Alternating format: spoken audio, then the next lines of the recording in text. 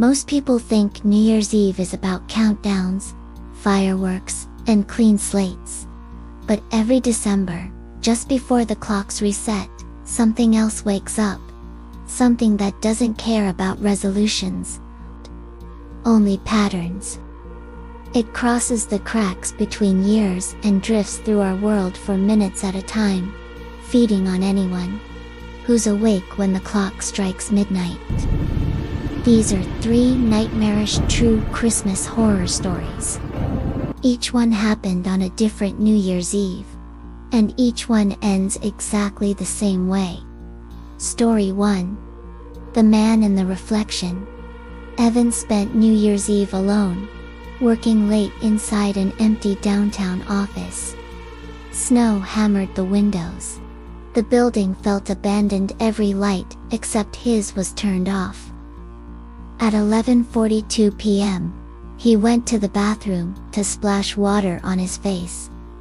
The mirror was fogged from the building's failing heating system, but through the steam, something else appeared. A shape tall, rigid, standing behind him. Evan spun around. Nothing. He wiped the mirror again. This time, the reflection wasn't his. It was a man wearing a black coat, drenched like he'd crawled out of a frozen river. His head tilted just slightly, and his mouth hung open, like he was trying to speak. Evan backed away. The lights above him flickered in the same rhythm as the office clock ticking toward midnight. He turned to leave. When the sound of dripping water followed him down the hallway. He rushed to the elevator, pressed the button. Again. Behind him, water pooled across the carpet, forming footprints that weren't his. The elevator arrived, but when the doors opened, the dripping figure stood inside, now inches from him, eyes black and wide, like they'd frozen open. Evan ran to the stairwell and took the stairs 3 at a time. But no matter how fast he moved, he heard slow, heavy footsteps behind him, matching the strokes of the office clock. 11:58 p.m. He pushed out into the snow-covered street, breath turning to steam. The entire city felt dead. No fireworks, no cars, no other people, just Evan, and the figure walking toward him. He looked at a passing window's reflection. The man wasn't just behind him anymore. He was inside the reflection, reaching out. As the clock struck midnight, Evan's scream cut through the silent street.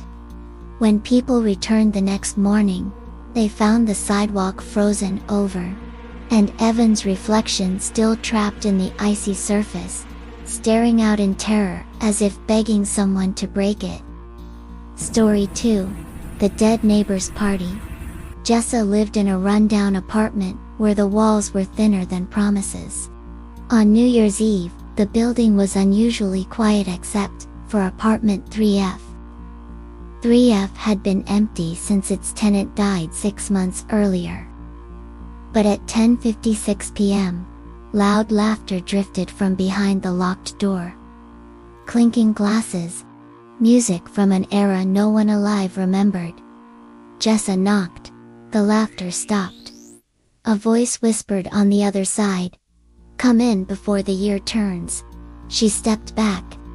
No one lived there. No one had for months. At 11:07 p.m., the music started again, this time, accompanied by footsteps pacing back and forth. Jessa pressed her ear to the door. Under the music, something scratched along the floorboards. Moments later, her phone buzzed with a message from an unknown number. "We saved you a seat." A photo followed. It showed her apartment hallway, taken from inside 3F. Jessa dropped her phone. The door creaked open by itself, revealing a dark, crowded room lit by flickering bulbs. Shadows swayed as if dancing. A table sat in the center, with a single empty chair. Her name was carved into the wood. A cold hand gripped her shoulder. She screamed and bolted down the hall. but all the apartment doors she passed were suddenly boarded shut. The hallway stretched longer and longer, lights falling to darkness behind her as if swallowed. 11:59 p.m. She reached the stairwell, but before she could run, dozens of hands reached out from the dark beneath the stairs, pulling at her legs, her clothes, her arms, dragging her down. Her final sight was the light above her fading as the clock hit midnight. The next morning, neighbors complained of water leaking from the stairwell. Maintenance found old-time party decorations scattered across the steps. And Jess's phone, displaying one new message, seat filled. Tom was a late-night radio dispatcher, working the New Year shift alone. At 11:21 p.m., a strange static burst cut through the speakers. It wasn't normal interference. This static had rhythm, like breath struggling through frost. Then came a voice, weak, gurgling far away, "Is anyone left?" Tom leaned in. "Identify your location." The voice choked out, "Not location, year." Tom paused. "Which year?" The caller whispered, "Last year, I'm stuck here." Tom froze. A cold draft blew through the room, although all windows were sealed. The voice continued, "If you hear this, it means it's coming for you too." A thud echoed through the building. Then another, approaching the dispatch door. Tom grabbed the phone. "Where are you now?" The voice answered, "Your side."